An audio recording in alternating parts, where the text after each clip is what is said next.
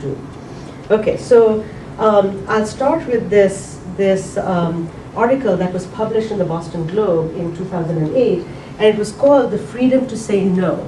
And it was an article where the journalist was trying to explain this persistent gender gap in science, technology, engineering, and math, or STEM, by citing social science research, which said, I quote, "When it comes to certain math and science-related jobs, substantial numbers of women, highly qualified for this work, stay out of these careers because they would simply rather do something else," unquote.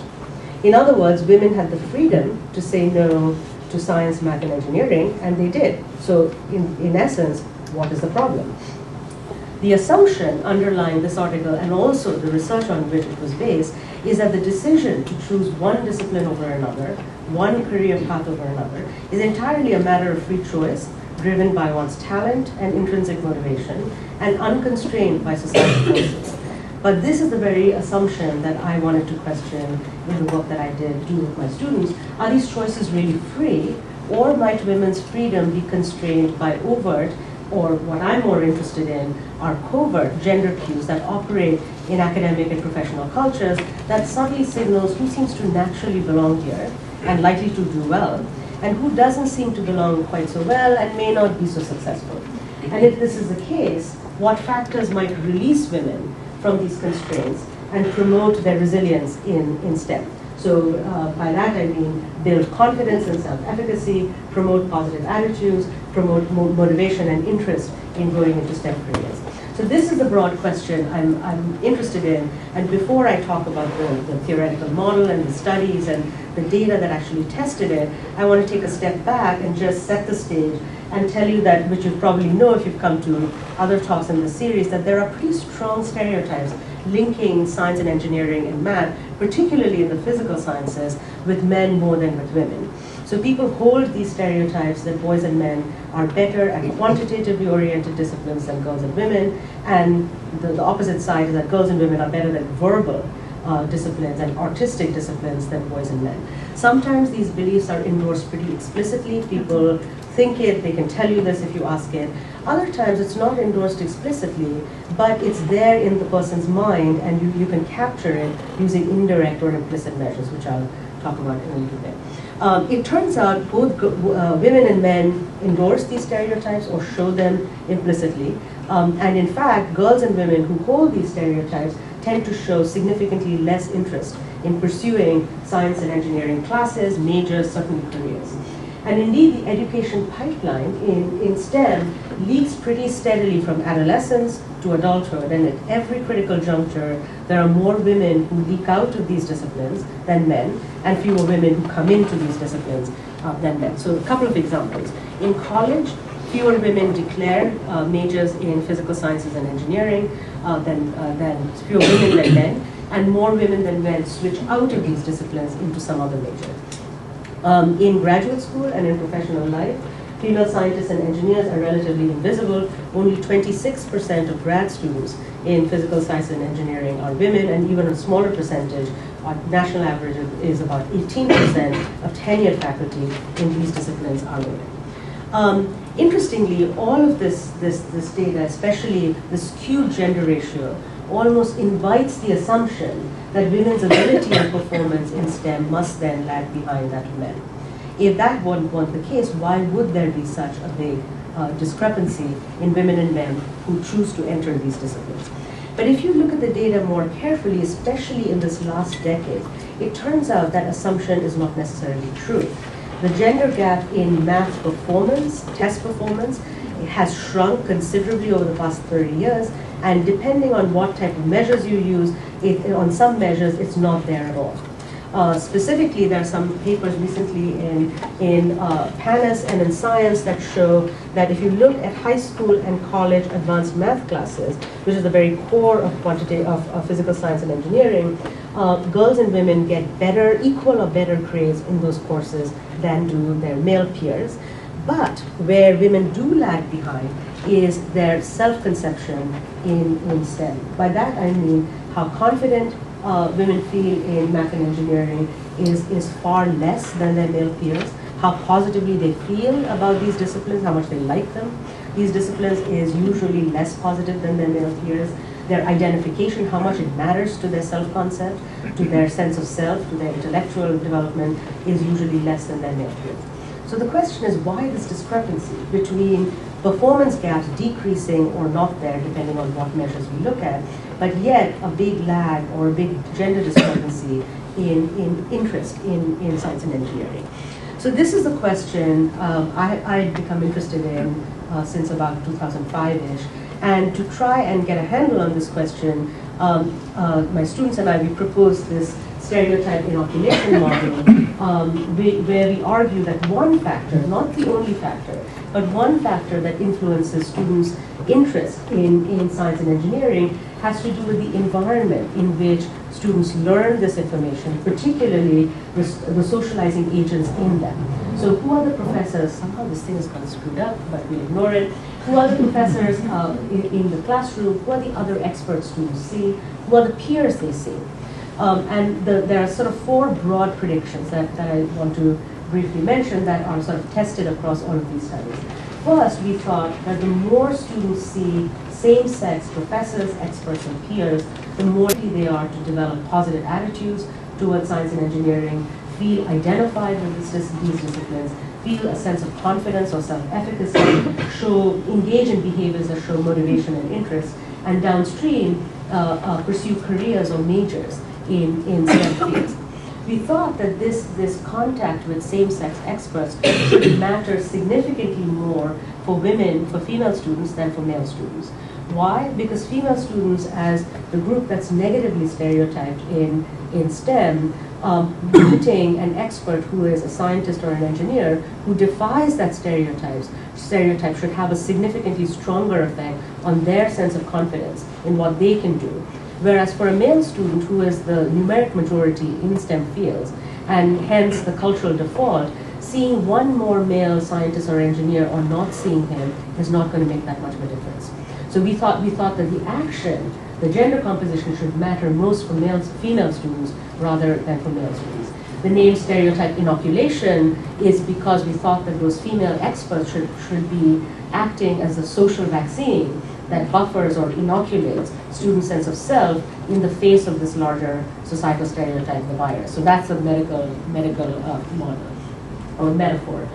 We also thought that the more students identify with those same-sex experts and individuals, the more likely they are to show these positive benefits in terms of their attitudes, identification, career goals, and so on. Again, because identifying with an in-group member who is successful in STEM makes the path from one's current self as a student to a future self as a scientist seem more plausible because one can imagine following the same trajectory as that person. So that path becomes far more concrete if it's a successful person who is like you, but who has achieved much more than you from the perspective of a student. And finally, we thought that all these effects in terms of the gender composition on attitudes, identification, and so on, should be captured more reliably if we use implicit measures, indirect ways of looking at students' attitudes and identification. And I'll say more about how we measure it for those of you who may be unfamiliar with our methodology. But the basic idea was that gender composition and the subtle gender cues may not influence how students talk about their interest in science and engineering. But it may still have a very small incremental effect that at some point of time tips over and makes them drop out of the major. And if we can measure those mental associations indirectly without asking them to self-report, we might be able to see how these environments affect students far or much earlier before they get to the point where they get disinterested in the discipline. Okay, so I should back up 1 second and say, so we've done several studies. Today I want to talk about 3. In the first couple, we're going to look at the effect of experts who are professors or other professionals who are scientists or engineers on women and men's interest in these STEM disciplines. In the third study, we look at the effect of peers. So in the first study that I want to tell you about, this was a longitudinal study where we looked at the influence of math professors in a calculus class, and who were male or female, and the effect of those professors on students who were male or female. So this was done with incredible help from my colleagues in the math department, without whom you'll see the study would just, it was a study that had to be jerry-rigged in many ways to make it a real quasi-experiment, and it wouldn't have been done without them. So what we did is we recruited a bunch of students from an intro calculus class that's a requirement at UMass for all physical science and engineering majors. So you can think of it as a gateway class that determined whether students are going to continue with the major or whether they'll switch out of the major. So we recruited them and we followed them from the beginning of the semester in September all the way till the end of the semester. And there were several things, even though it's a quasi-experimental study or a field study, there are several things that made it come as close as possible to a real experiment. First, this class had many different sections, and the department had us created sections for us where they paired female professors with female TAs and male professors with male TAs. So we recruited students from a bunch of sections taught by these female-female pairs, other sections taught by these male-male pairs. And in all of these sections, the professors and TAs were equated for their teaching style and teaching experience, so that any differences between those sections could not have been due to the teaching style or prior experience of the faculty teaching the class. All instructors and TAs were blind to the hypotheses. They knew nothing about what the study was about. They certainly didn't know that they were an experimental variable in the and, almost finally, all students pre-registered for this class in the summer, well before the instructors had been assigned to the sections. So students couldn't have chosen particular sections taught by particular faculty and self-selected into the class of their favorite faculty. And the beautiful thing about this class, which I didn't know until we were already sort of in the thick of the organizing stage, this class, because it had many sections, all the sections used the same syllabus, same exams, all grading was done, shared by all TAs and instructors, blind to students' identity using the student ID number. So any grade students got were entirely driven by their ability and their skill, not by instructors' misperception of them. And students knew that their identity was not known to their professors. So just to recap, our variables were the professor's gender and TAs yoked, male or female, students were male or female. We got their responses at time 1 in September, followed them through time 2 in December. We measured a bunch of things. We measured how much they liked mathematics compared to a humanities discipline, English. We measured this using standard survey measures where we asked people how fun or boring is math, how much do you like or dislike math. The interesting action is not in those survey responses. So unless you're interested, we can save that for the end. But I'm going to talk much more about the implicit results. So for those of you who may not know, just a brief primer, implicit attitudes are basically how much we like or dislike something that we can measure very reliably without asking people. And the basic gist is an attitude is basically a mental association between something like mathematics and how quickly it makes us think of something good or bad. And the stronger that association, the more quickly those good things should come to mind when I think of math, if I have positive attitudes towards math, or negative things should pop into mind if I have negative attitudes. So if an attitude is basically a mental association, we should be able to measure how strong that liking or disliking is by measuring how quickly people respond to math words and good things, or math words and bad things, without even asking people how much they like math. So what people do in this task is that they sit at a computer, flashed on a computer screen, in some random order are words representing mathematics, like calculus, theorem, equation, algorithm, and words representing humanity, so English in particular, poetry, Shakespeare, essay, grammar, syntax. Interspersed among these words are other words that are just good or bad in meaning. Heaven, hell, happy, joy, death, poison, nothing to do with anything to do with math. And participants are told this is a hand-eye coordination task, this is a speeded visual perception task. Your job is to classify these words as quickly as you can using the instructions you're given. Half of the time they're told, if you see something related to math or good, use this key. If you see something related to English or bad, use this key and go as quickly as you can. You should go as quickly as you can and make as few errors as you can. The protocol is programmed to measure the speed of response in milliseconds. And so the idea is, if I have a positive attitude towards math, when I'm asked to classify math good, English bad, My attitude is consistent with what the task is asking me to do. I should go quickly, make fewer errors, and it should be a breeze. However, if the instructions are flipped, and now I'm asked to classify math and bad, English and good, if I have a positive attitude towards math, that association should interfere with my task performance, slow me down, make me make more errors. My reaction time should slow down overall. The difference in the speed with which people do math good and math bad is our implicit measure of attitudes. How much? So bigger numbers means people like math more implicitly. So that's how we measured that. We also measured how identified students are with math, again compared to English. The implicit task measured how quickly people associate math with I, me, myself versus math with they, them, theirs.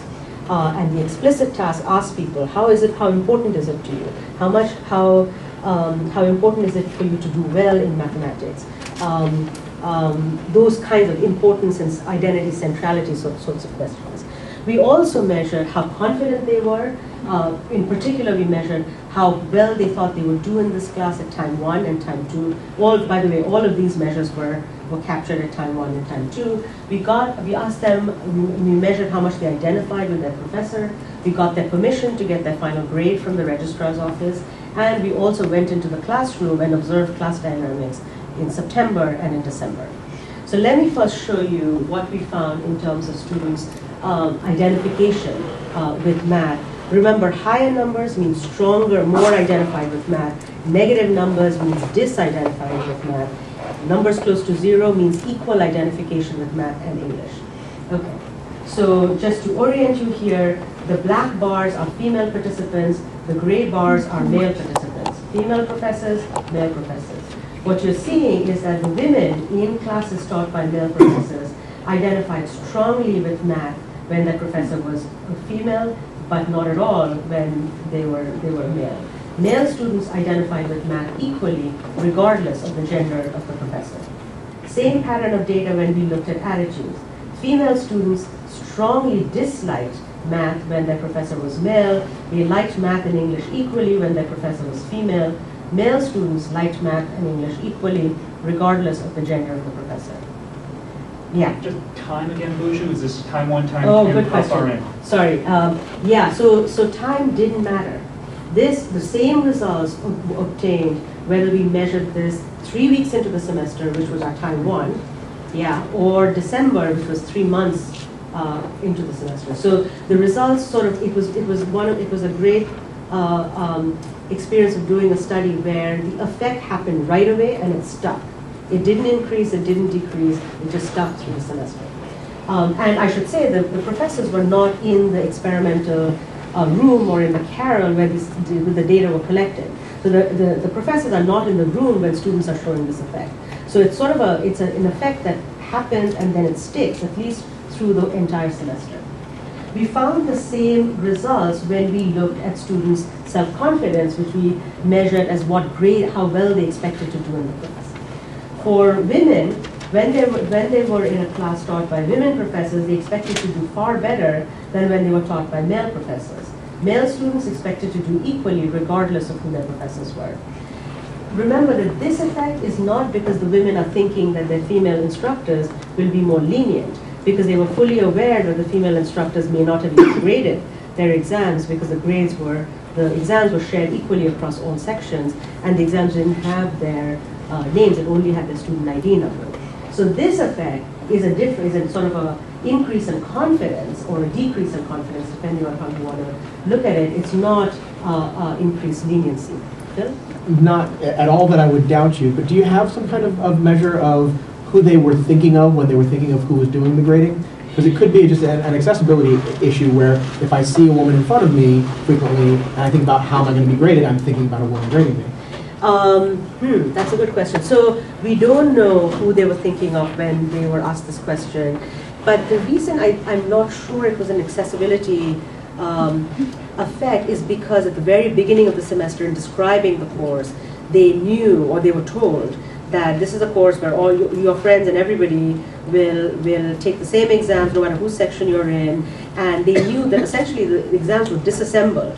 So different questions were graded by different people, and they knew that. But that, in a way, I can't tell for sure whether they were thinking of their TA or their instructor, but it's something I'll measure in the future, but I don't know for sure here. What's interesting is if you compare these expected grades to the actual grades, what you see is that across the board, across all 15 sections, women did better than their male peers, regardless of who their professor was, across each and every section. So it's not a matter of these students not being skilled. The effect is really in their confidence, not in their actual ability. So I think this difference between their actual grade in this calculus class and their expected grade is a really interesting divergence.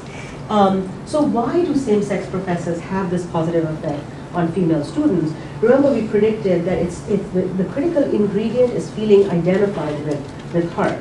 And it's that identification which makes the path from one's current self as a student to a future self as an expert, a scientist, or somebody in a STEM profession much more attainable to the student. And indeed, we found this is identification, how much students identified with their professor. We found that women identified with female professors far more than their male professors.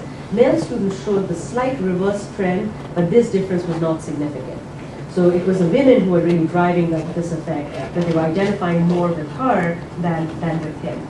And indeed, for women only, the more they identified with her in September, in time 1, the more likely they were in December to expect that they would get a good grade for this class. And this is what the graph looks like. So on the x-axis, you have how much students identified with their professor at the beginning of the semester. The y-axis, you have how well they think they'll do in the class in December, at the end of the semester. Here are the kids in the class with the female professor. Here are the kids in the class with the male professor. The more they identified with her, the better they thought they would do in the class. So the more confident they felt. But for students in the class with the male faculty, identifying with him, and a lot of students did identify with him, had no bearing on how well they thought they would do in the class. This pattern didn't happen for male students. It only happened for female students. All right, so let me tell you about some qualitative data. So remember, we went into the class at the beginning of the semester, into each of these 15 sections. Our coders sat sort of discreetly in one corner of the room and coded 3 things. Who asked questions to the instructors, who raised their hand and asked a question, who, when the instructor posed a question, how do you solve this problem, can you start me off, can you help me out, who jumped in and started answering the instructor's questions, and 3, who hung around after the class ended and sought the instructor's help. In none of these classes did the instructor call on people, so it wasn't a Socratic method. The instructors usually were at the board solving some problems and prompting students depending on their teaching style, or just solving the problems by themselves if they were more lecture style, and the students had to jump in and either ask questions, or when they were asked as a group, they answered or they didn't answer. Interestingly, the action was not in time 1, but let me show you what time 1 shows. So here again are female students, female professor, male professor. So what you see here is a slightly larger proportion asked questions of their female professor than their male professors in September, slightly larger proportion answered his questions than hers, and roughly equal numbers sought help from both of them. Male students showed the same pattern of data. What's interesting is how these results changed by the end of the semester. Now you see that regardless of what dimension you're measuring, women are gravitating towards the female professor more. They're answering her questions more, they're asking her questions more, they're dramatically answering her questions more than his, and they're exclusively seeking help from her than from him. Male students, interestingly, also show the same pattern, more seeking out help or engaging with the female instructors than the male instructors, but the difference between this is not as dramatic as this. So the take-home message from this study is that contact over the course of the semester with a same-sex professor who's teaching calculus has a positive benefit for students in terms of strengthening their attitudes towards mathematics. It makes them identify more with math. It makes them expect to do better in the class. The more they identify with her, the better they expect to do, and the more they are in a class with a female instructor and female TA over the course of the semester, the more engaged they get in with the material in class. All right, So this was really dramatic, but it was a hard study to do, and we wanted to see whether you really needed face-to-face personal contact with somebody who was from your group and who is a scientist, a mathematician, or an engineer. In other words, in the absence of real contact, does some other type of exposure, like media exposure, have the same benefit for women in STEM fields? So particularly, does it enhance women's positive attitudes towards STEM? Does it make them, this time we wanted to look at interest in pursuing STEM careers? Does it make them more interested in going to grad school in a STEM field or pursue a job in STEM? And three, we wanted to now target one particular major. At UMass, we have 5 engineering majors, so we wanted to look at engineering students and look at how all of these variables affected engineers. So we recruited a bunch of students who were taking intro-level physics, chem, math, or engineering courses, who were first years or sophomores, and we randomly assigned them to one of 3 conditions. They either they saw pictures and read professional biographies of 5 female engineers, or we showed them the same biographies and swapped out the pictures and made them male engineers, or we showed them information about the same research area but didn't mention the gender of the engineers, and that was our control condition. So let me show you an example. So here is a female engineer we use. This is a real person, not a fake person. Ayanna Howard, received her PhD in engineering from USC. She now teaches at Georgia Institute of Technology. It talks about how she got into electrical engineering. It talks about how she worked in NASA's Jet Propulsion Lab on the Mars rover, and it gives a whole description. So this is one example of a person people read about in the female engineering condition. Male engineer condition, they read the same description, pronouns swapped out, with a picture of a guy who's not a real engineer, but this was a male condition. In the control condition, they read about what electrical engineers do, they read about the Mars rover, we didn't mention the gender of the engineer. All right?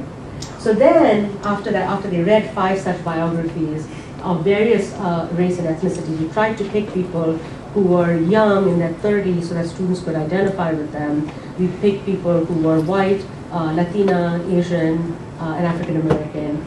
We then asked them, how much do you identify with these people? How similar are you to them? Can you imagine similar success in your future?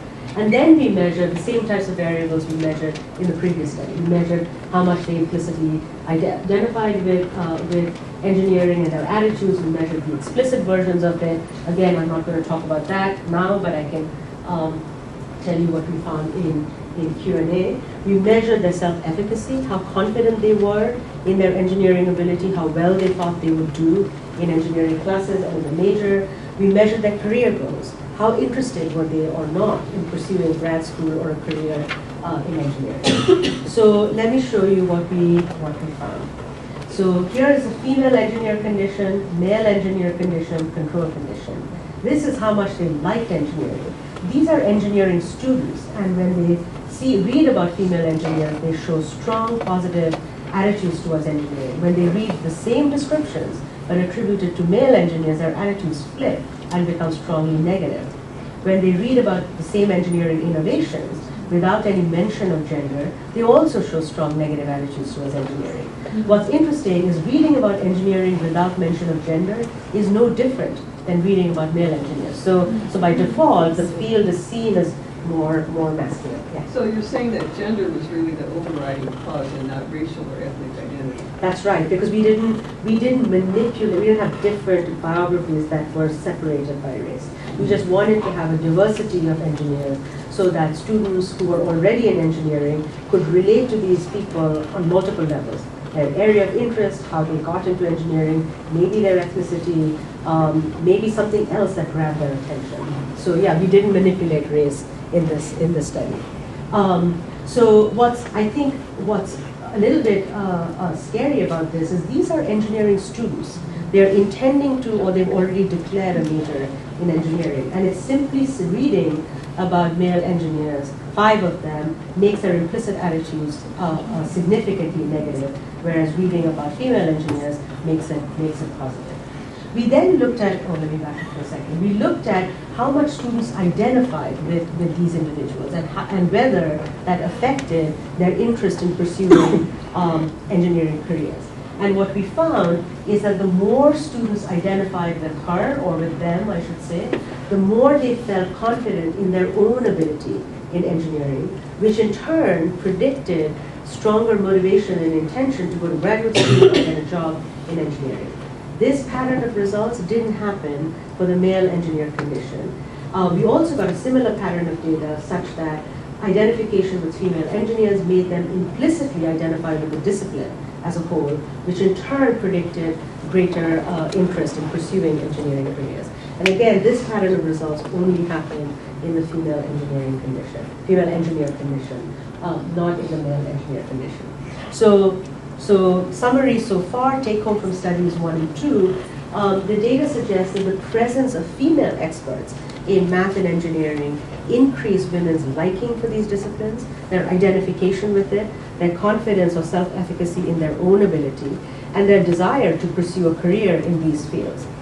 The flip side, the more pessimistic side, is that the absence of female scientists and engineers undermined women's interest in STEM, even though from study 1 we know that their grades were better than their male peers. So despite the better performance, their interest sort of fluctuated depending on who they saw as the expert in the classroom.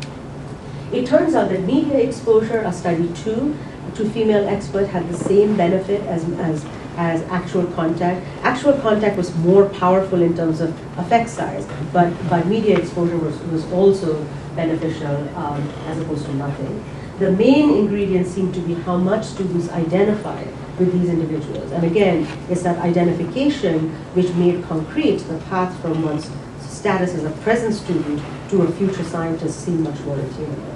And finally, I should emphasize that students were unaware, these women were unaware that the gender of the scientists in their classroom or that they were seeing had this effect on their own attitudes or on their own decisions. In fact, when we asked them on survey measures, their attitudes were always much more preferential towards math and engineering, much more than the humanities. And that never shifted, regardless of who their professor was or what they read. What shifted were these implicit associations.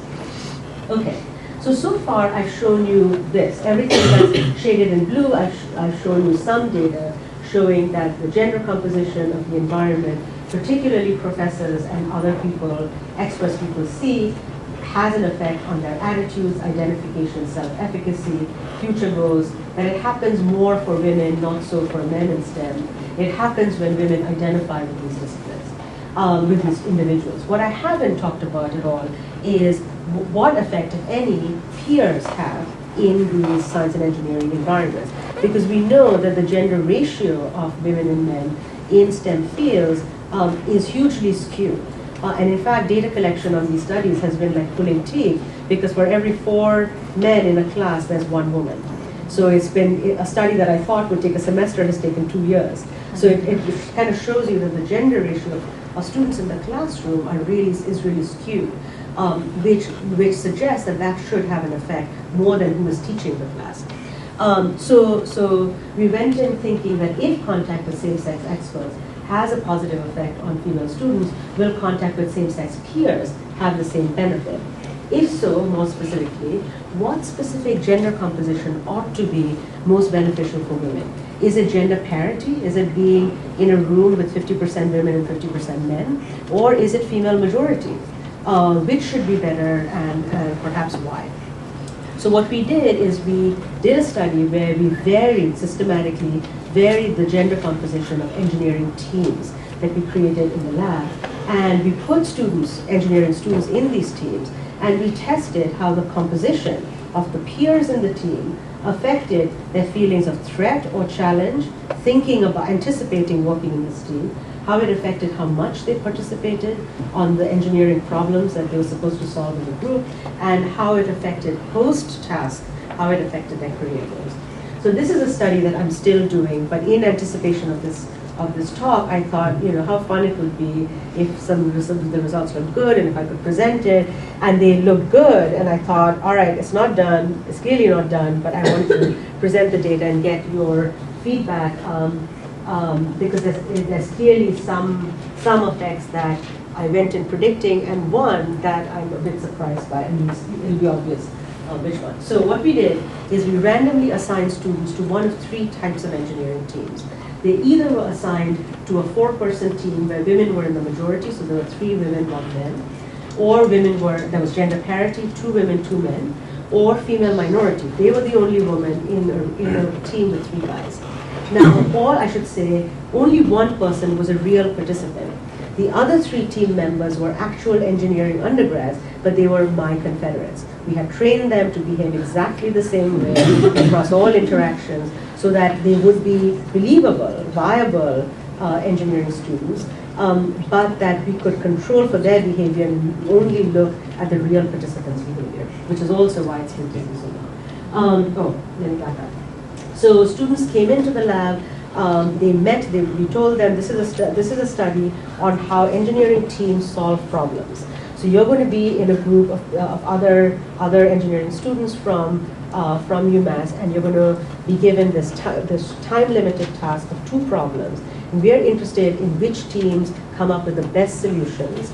And at the end of the semester, the best team members will get $200 each. So we wanted to motivate them. So they came in, they met their team members, the other 3 members of the team, which depending on the condition were men or women. And then we gave them 5 minutes to chat with each other just to make sure that they all sort of got the gender composition. Then we said, before you start the group task, we're going to put you in separate cubicles, give you a chance to look over these problems and start solving them yourself.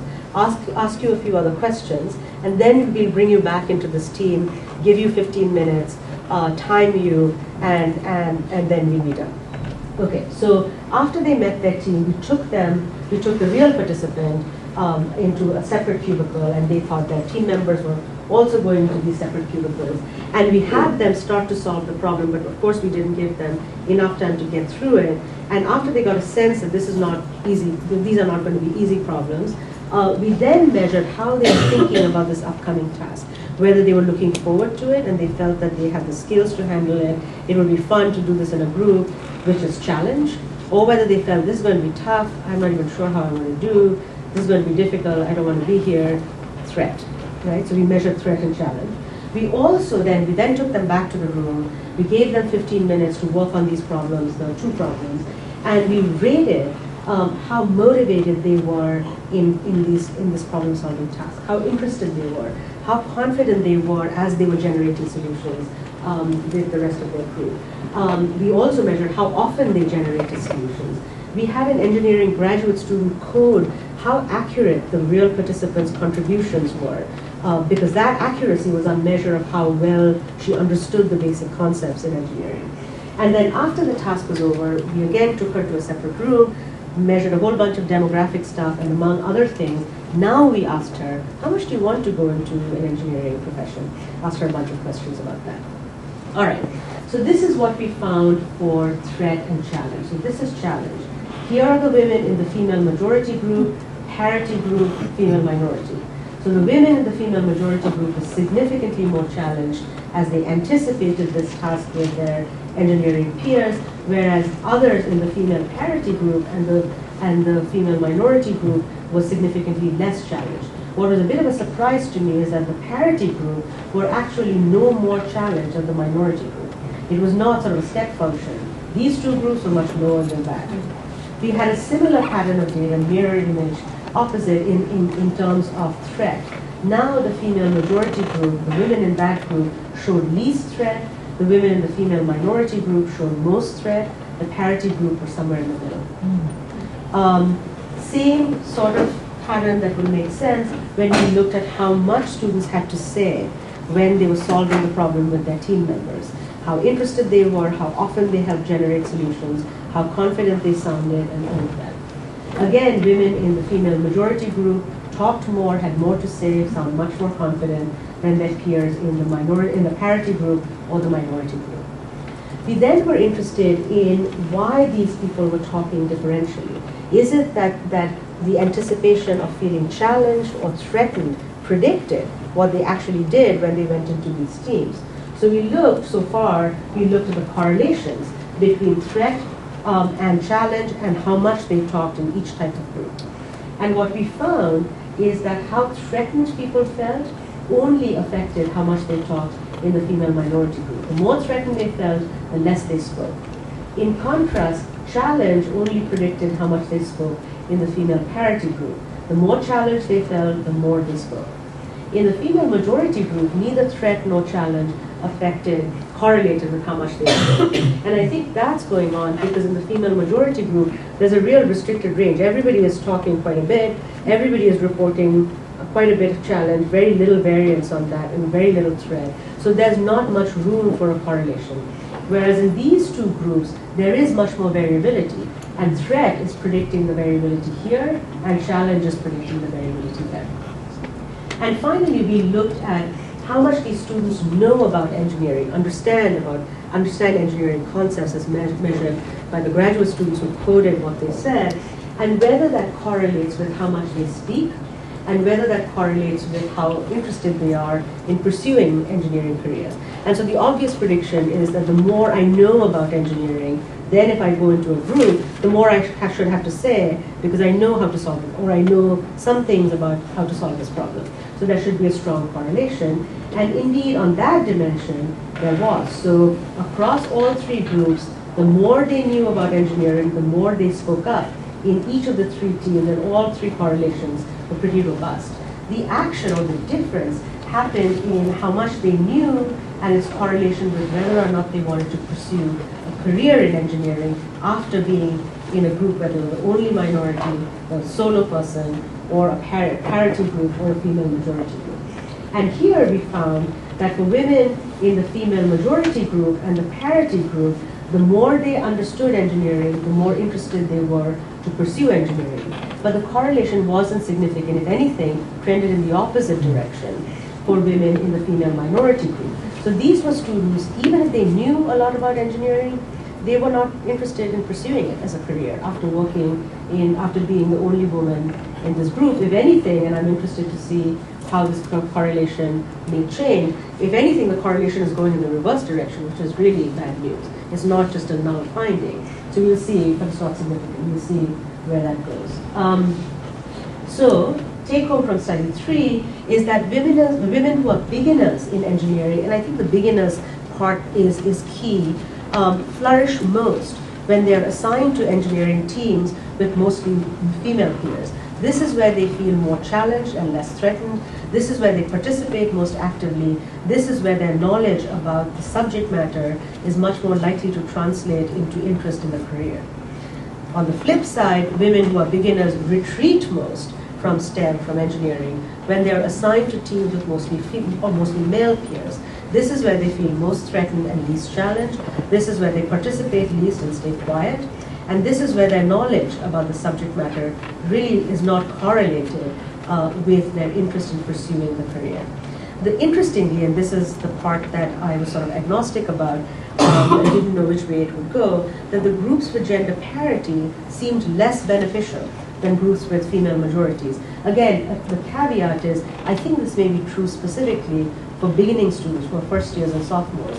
It may be less true, or perhaps not at all true, for students who are more advanced, but that remains to be seen. So people always ask me, so what do these data mean for actual things we can do? So I've been thinking about this for a while, and I wanted to end by telling you about a few interventions that I think are obvious things that are doable based on these findings. So first of all, if we want to attract and retain women in the sciences, the first thing to do is to have more female faculty teach foundational courses in STEM. These are the courses that are the face of the discipline, and who students see in those courses determines whether they'll check out and go somewhere else, or whether they'll keep pursuing it. So seeing people who are like you, who could be you in the future, has a big effect, I think, in attracting women who are talented, who go into those classes and may make them stay. Second, that it's also important, if person-to-person contact is not possible, to introduce students to female scientists and innovators in other ways, in whatever way is pedagogically meaningful and feasible, through coursework, through internships, through whose lab they work in, through what kind of assistantships they do, through any other way that gives them exposure to female scientists and innovators. Both the studies, the first two studies, suggest that personalizing those individuals is important, not presenting them as superstars who are exceptions to the rule, but presenting them as real people, telling students how they got there, what made them interested in this particular, in robotics or in whatever they're interested in, makes them seem more human and makes that personal identification more possible. Turning to peer effects, for beginning students in STEM, it may be good and useful, but not so easy, I recognize, to create study groups or work groups of mostly female students to encourage students to develop a sense of mastery and confidence in those early years by working in these study groups and teams, which most science students do. They mostly work in some sort of study groups. And the gender composition of the groups is usually one that they are the only woman. And changing that ratio may increase retention and interest. And finally, I think the timing of these interventions is important. That is most important in these early years when students haven't really developed a sense of self-efficacy or confidence, where they're still sort of feeling it out. And in those years, I think these interventions are most effective. Once they sort of got it and they know what they're doing, they develop their own sense of how to navigate the discipline. So I think these interventions are key in the beginning. And interestingly, I should say, when I say in the beginning, it may be beginning of a bachelor's degree program, but it also may be in the beginning of a graduate program. Any beginning of any new phase of one's career is a period of great flux. And that's where the interventions, I think, are most effective. So just to conclude by going back to the beginning, people tacitly assume that these decisions we make about academic majors and career choices are freely chosen, solely driven by talent and motivation. But clearly these data suggest that for women, the decision to stay or leave the science and engineering and other disciplines is heavily influenced by the presence or absence of same-sex experts and peers, and it's not entirely a free choice. I would call it a kind of a very constrained choice, and a constraint that is not faced necessarily by many of their male peers. And again, I keep coming back to this idea because I think women themselves see these decisions as personal decisions. I majored in this, or I switched out because I'm just not so interested in this. But what feels to them as a personal decision is really implicitly driven by other factors in their environment. They may not know it, but if you do the right studies and the right measures, you can sort of see it become much more clear. So women themselves seem to be unaware of the impact of these gender cues on their own academic interests, on their own decisions and career paths. But nevertheless, these subtle cues clearly have a profound effect on women's attitudes, implicit attitudes, on their academic identity, on their career choices, and on their sense of confidence. So let me end by thanking, I am speaking here, but behind me stands a host of people without whom this really would not have worked. My graduate students, Jane Stout, Matthew Hunsinger, and Melissa McManus, who are co-authors on one paper that has come out of this project. My colleagues, George and Arlene, in mathematics, without which that study one, which was such a pain, but so amazingly rewarding, would not have gotten done. A host of undergrad RAs who have been incredibly detail-oriented and good, and funding from the National Science Foundation. And if that money hadn't come, I think I wouldn't have gone down this path. So thank you.